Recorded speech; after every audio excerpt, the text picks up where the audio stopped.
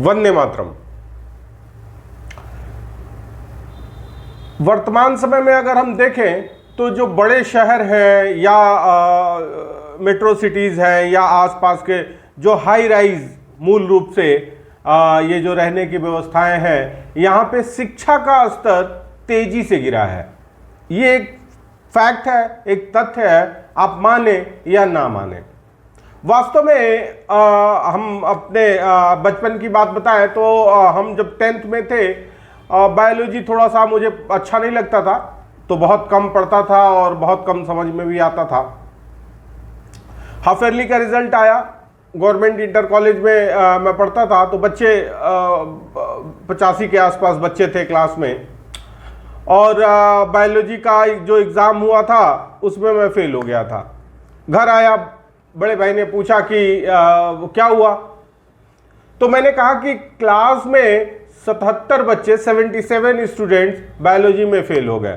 तो उन्होंने पूछा कि तुम्हारा क्या हुआ, हमने कहा मैं भी फेल हो गया। कहने का तात्पर्य यह है कि हम अपनी कमियों को छुपाने के लिए ढेर सारे बहाने ढूंढ लेते हैं।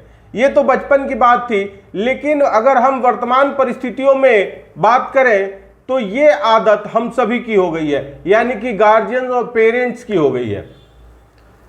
अभी अगर हम समस्या को समस्या मानेंगे नहीं तो फिर उसका समाधान भी नहीं ढूंढेंगे, और जब समाधान नहीं ढूंढेंगे तो कभी उसका समाधान होगा भी नहीं। वास्तव में हम अभी बच्चों को पढ़ने भेजते हैं तो कई बार हम कहते हैं कि भाई बच्चे का मन है वहां जा रहा है।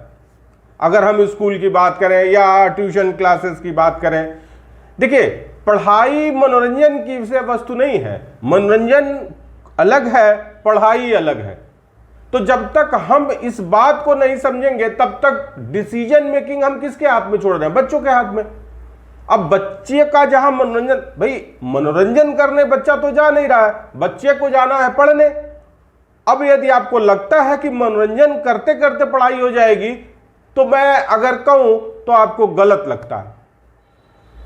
अभी जेईई मेंस का रिजल्ट आया था, बहुत सारे लोगों से मेरी बात हुई, कोई किसी का बच्चे का परसेंटाइल 60 था, किसी का 70, मतलब कुल मिला के 60 से लेके और 95 तक के ही बच्चे हमको मिले जहां मैं रहता हूं।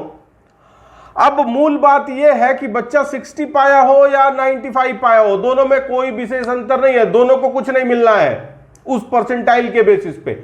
और सबने कोई 1 लाख 2 लाख दे के कहीं ना कहीं बड़े कोचिंग में भेजा था पढ़ने के लिए, 3 लाख 4 लाख जो भी खर्च लगा, आने जाने में 1,50,000 खर्च कर दिए और आपने भेजा।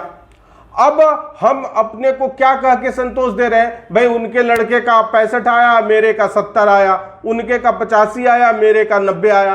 भाई देखिए, वो 65 वाला और 95 वाला दोनों बराबर है, उस परसेंटाइल के बेसिस पे कोई भविष्य नहीं है।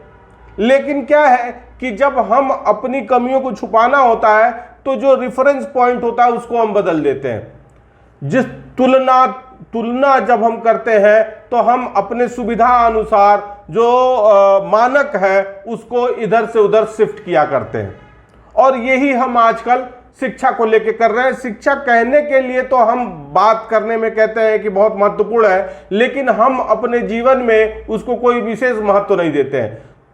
शुरुआती दिनों में हम बच्चे को छोड़ देते हैं कि बच्चा जाकर डिसाइड करे कि उसको कहाँ पढ़ना है। भाई ये बच्चा कैसे, अगर बच्चे का कहीं मन लग रहा है, विशेष रूप से वो जाना चाह रहा है, अरे जहां बच्चा जा रहा है सबसे जरूरी है बच्चे का अनुशासित रहना। अब जहां वो जा रहा है वहां व्यवस्था अनुशासित है कि नहीं, ये निर्णय लेना गार्जियन पेरेंट्स का काम है। लेकिन कई बार क्या, बहुत सारे केसेस में हम देख रहे हैं बच्चा खुद ही जा रहा है, खुद ही निश्चित कर रहा है, खुद ही पढ़ रहा है, और पढ़ाई किस तरह की हो रही है वो आप देख रहे हैं। देखिए सबको पता है कि 98, 99 खास करके 99 परसेंटाइल से कम पे बच्चे का कुछ भला होना नहीं है, और इसके बावजूद हम जो है समस्या को समस्या मानने के लिए तैयार नहीं है। तो कहने का तात्पर्य यह है कि एक बार पेरेंट्स को, एक बार गार्जियंस को ये समझना पड़ेगा कि हम जिस तरफ जा रहे हैं वो रास्ता ठीक नहीं है। और जब तक हम अपनी गलती को गलती नहीं मानेंगे तब तक हम उसका सुधार भी नहीं करेंगे, और जब सुधार नहीं करेंगे तो सुधार नहीं होगा।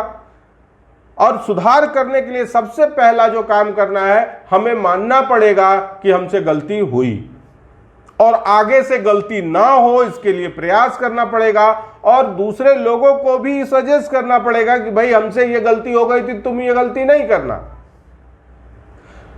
वर्तमान परिस्थितियों में ये एक हमारा आकलन था, जो पीछे रिजल्ट आया उसको लेके, या जो अभी गार्जियंस और पेरेंट्स की एक मनोदशा है। बहुत बार हम छोटे छोटे अमाउंट के लिए हमको लगता है ये महंगा है वो सस्ता है, भाई 1500 के लिए हम ये इतना कैलकुलेशन करते हैं और उसी दिन शाम को 2000 का पिज्जा मंगा के खा लेते हैं।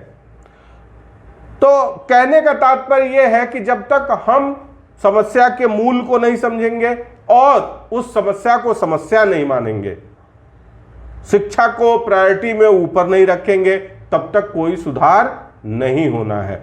और आने वाले समय में अगर हमारा रवैया यही रहा तो शिक्षा का स्तर दिन प्रतिदिन गिरता ही जाएगा, और अनुशासन तो आप भूल ही जाइए। तो एक मेरा ये एक इवैल्यूएशन कह लीजिए, एक आकलन कह लीजिए, आप अपना एक मत रख सकते हैं, लेकिन आवश्यक ये है कि आप इसके बारे में विचार करना शुरू करें। ये हमारा उद्देश्य है कि हम सही कह रहे हैं कि गलत कह रहे हैं, ये मुद्दा नहीं है। मुद्दा ये है कि हम कह रहे हैं तो आप भी एक बार विचार करें कि हम क्या कह रहे हैं, या आप क्या विचार रखते हैं। आज के लिए इतना ही, फिर किसी और विषय के साथ मिलेंगे। धन्यवाद।